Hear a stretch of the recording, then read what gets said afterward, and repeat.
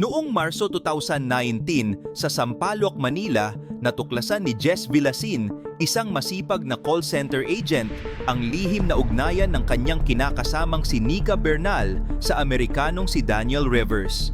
Sa 4 na taon, si Jess ang tustustos sa lahat ng luho at pangangailangan ni Nika, habang ang isa ay lihim na nagpaplano ng pagtakas patungo sa isang marangyang buhay sa piling ng Banyaga.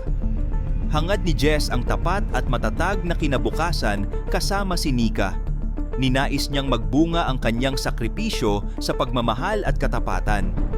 Samantala, si Nika ay nagnanais na makaahon sa kahirapan sa pinakamabilis na paraan, kahit pa ang kapalit ay ang pagtataksil sa taong nagbigay sa kanya ng lahat.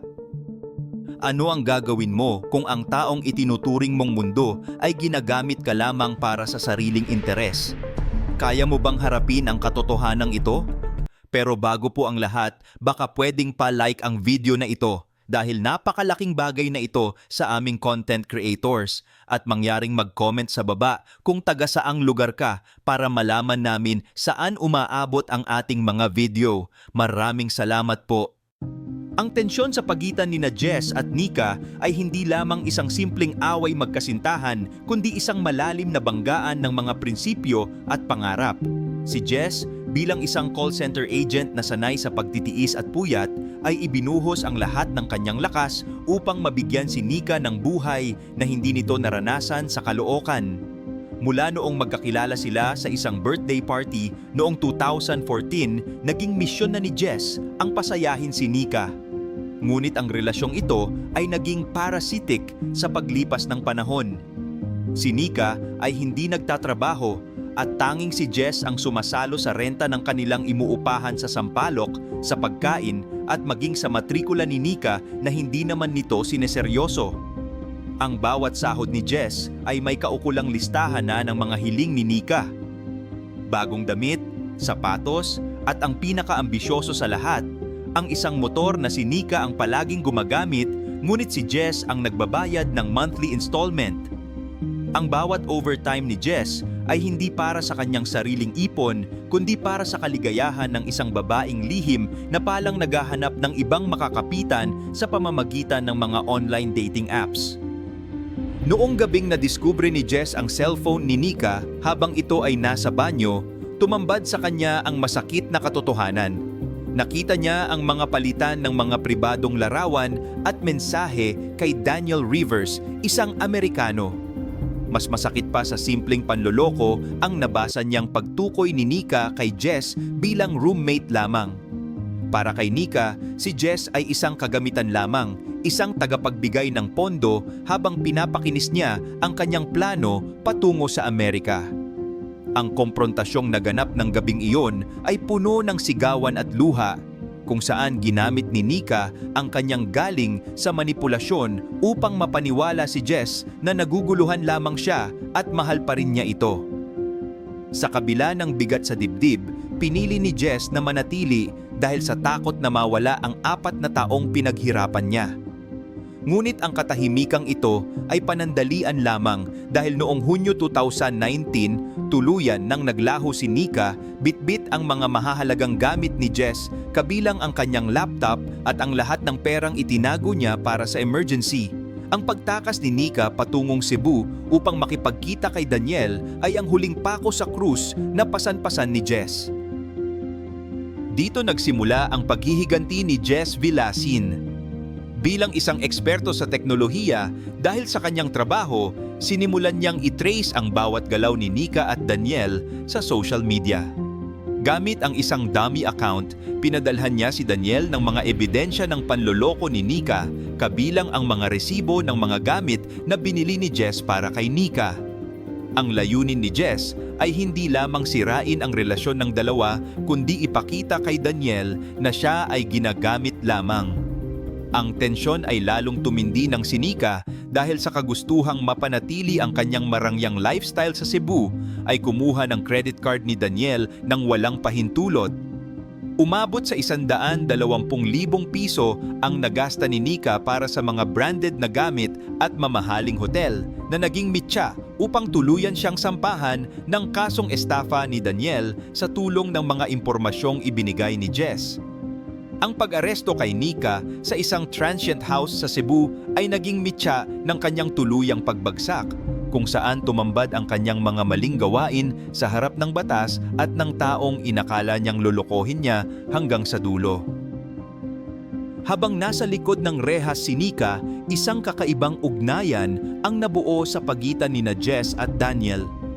Ang kanilang pag-uusap na nagsimula bilang palitan ng impormasyon tungkol sa kaso ni Nika ay nauwi sa pagbabahagi ng kanilang mga personal na kwento ng pighati.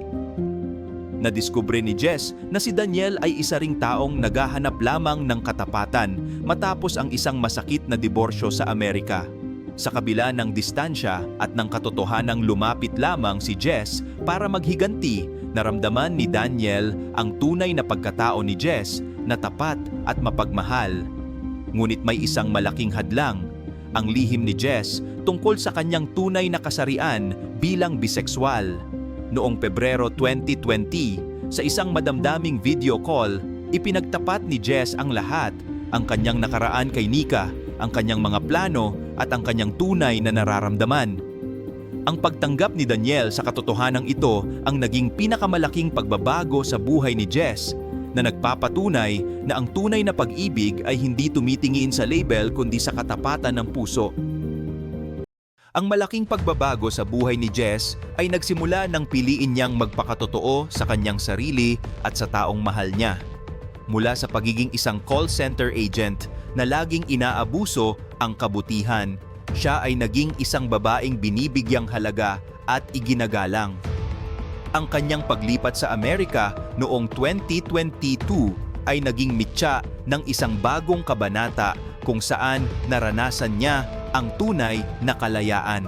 Ang Michigan na may malamig na klima ay naging tahanan ng kanyang bagong simula.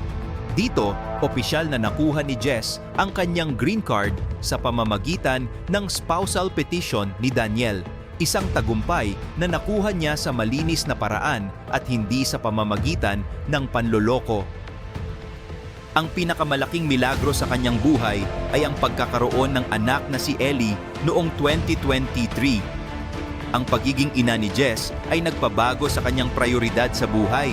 Ang dating puot at pagnanais na maghiganti ay napalitan ng pagnanais na magbigay ng magandang kinabukasan para sa kanyang anak. Nakahanap siya ng trabaho bilang isang customer support specialist sa isang healthcare company, kung saan ang kanyang galing sa komunikasyon ay kinilala at binigyan ng sapat na pasahod na hindi na niya kailangang ibigay sa taong hindi marunong magpasalamat. Para naman kay Nika, ang pagbabago sa kanyang buhay ay naging isang madilim na aral. Ang 3 taong pagkakabilanggo niya mula 2021 hanggang 2024 ay nag-iwan ng permanenteng marka sa kanyang record at sa kanyang pagkatao. Sa loob ng kulungan, naranasan niya ang hirap na pilit niyang tinatakasan noong nasa labas pa siya. Nang mabalitaan niya ang kasal ni Jess at Daniel sa Amerika, dumanas siya ng matinding emosyonal na pagbagsak dahil ang lahat ng pangarap na sinubukan niyang makuha sa masamang paraan ay napunta sa taong dati niyang minaltrato. Ang kanyang paglaya ay hindi nagdala ng bagong pagkakataon, kundi isang mundong puno ng panghuhusga at limitadong oportunidad. Ang transformasyong ito ni Jess at Nika ay nagpapakita ng malaking kaibahan sa pagitan ng taong pinipiling maging tapat at ng taong pinipiling manlamang ng kapwa. Ang buhay ni Jess ngayon sa Michigan ay puno ng kulay at pag-asa, habang ang buhay ni Nika ay nananatiling nakakulong sa anino ng kanyang mga maling desisyon sa Sampaloc at Cebu. Ang masalimuot na kwento ni Jess, Nika at Daniel ay nagtapos sa isang napakalakas na aral tungkol sa karma, katarungan at ang hindi matitinag na kapangyarihan ng katotohanan. Si Nika Bernal na binuo ang kanyang mga pangarap sa ibabaw ng kasinungalingan at pagtatraidor ay dumanas ng malupit na hagupit ng tadhana. Ang 3 taong sentensya sa kulungan ay hindi lamang naging parusa sa kanyang katawan, kundi isang habambuhay na kulungan ng kanyang konsensya at dignidad. Sa kanyang paglaya, tumambad sa kanya ang isang mundong wala ng tiwala, isang criminal record na naging hadlang sa kanyang mga ambisyon, at ang mapait na katotohanan na ang big fish na pangarap niyang huliin ay siya palang naging mitya ng kanyang tuluyang pagbagsak. Bagamat ang mga material na bagay na kanyang ninakaw ay maaaring palitan, ang nasirang reputasyon at ang pagkakataong magkaroon ng malinis na kinabukasan ay tuluyan ng naglaho na parang bula.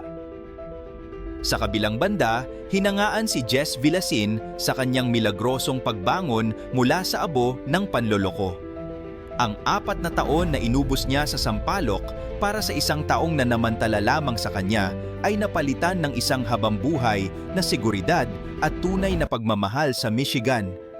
Sa kasalukuyan, si Jess ay hindi na ang pagod at puyat na call center agent.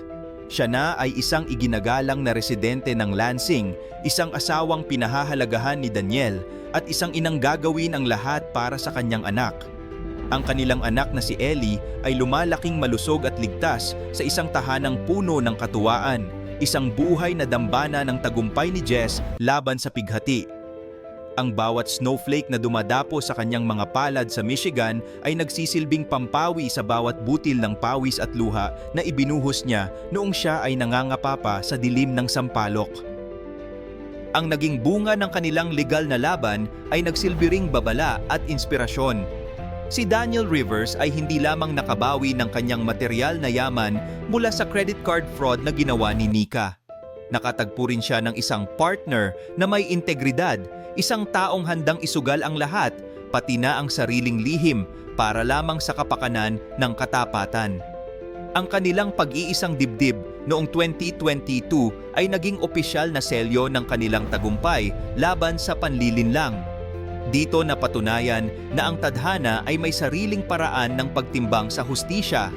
Ang mga nanaloloko ay laging naiiwang talunan sa dulo, habang ang mga tapat at marunong magpatawad sa sarili ay binibiyayaan ng kapayapaang hindi kayang bilhin ng anumang halaga. Higit pa sa paglipat ng bansa, ang tunay na resolusyon ng kwentong ito ay ang internal na pagbabago ni Jess. Natutunan niyang ang tunay na halaga ng isang tao ay hindi nasusukat sa kung gaano karami ang kaya mong ibigay na materyal sa iyong karelasyon, kundi sa kung gaano ka katotoo sa iyong sarili. Ang dating Jess na kailangang bumili ng pagmamahal sa pamamagitan ng luho ay pinalitan ng isang Jess na alam ang kanyang halaga at hindi na kailanman papayag na tapakan muli. Ang kanilang pamilya ngayon ay isang matibay na kuta laban sa anumang unos dahil ang pundasyon nito ay hindi ginto o pilak, kundi ang purong tiwala at respeto na dumaan sa matinding pagsubok ng apoy. Ang kwento ni na Jess at Daniel ay patunay na sa dulo ng bawat masalimuot na kalsada, may naghihintay na diretsong landas patungo sa tunay na kaligayahan para sa mga pusong marunong magpakatotoo. Ang kwento ni Jess at Nika ay isang napakalakas na paalala sa atin na ang bawat gawaing masama ay laging may kaukulang kabayaran, at ang bawat sakripisyong ginawa ng may katapatan ay laging may katumbas na biyaya sa huli. Mahalagang matutunan nating kilalanin ang ating sariling halaga at huwag hayaang maging kasangkapan lamang tayo sa pangarap ng ibang tao kung ang kapalit nito ay ang ating sariling pagkatao. Ang tunay na pag-ibig ay hindi nakabase sa kung ano ang maaari mong makuha sa isang tao, kundi sa kung ano ang handa mong ibigay nang walang hinihinging kapalit maliban sa katapatan. Huwag matakot na magsimulang muli kahit gaano pa kasakit ang nakaraan, dahil madalas ay kailangang gibain ang ating lumang mundo upang makabuo ng isang mas matatag at mas magandang kinabukasan. Dapat nating laging tandaan na ang katotohanan ay ang ating pinakamabisang sandata sa anumang laban ng buhay. Ang pagiging tapat, kahit na ito ay masakit sa umpisa, ay magliligtas sa atin sa mas malaking kapahamakan sa dulo. Maging mapagmasid sa mga taong nakapaligid sa atin at huwag magbulag-bulagan sa mga red flags dahil lamang sa takot na mapag-isa. Ang buhay ay maikli at masyadong mahalaga para sayangin sa mga taong ituturing ka lamang na isang roommate habang ikaw ay nagsusumikap para sa kanila. Piliin ang maging totoo Piliin ang maging mabuti at laging maniwala na sa dulo ng bawat pagtatraydor ay may naghihintay na mas malaking biyaya kung tayo ay mananatiling tapat sa ating mga prinsipyo. Ang kwento ni Jess ay patunay na may liwanag matapos ang dilim ng sampalok at ang bawat isa sa atin ay may pagkakataong mahanap ang ating sariling Michigan kung tayo ay maglalakas loob na lumaban para sa ating dignidad.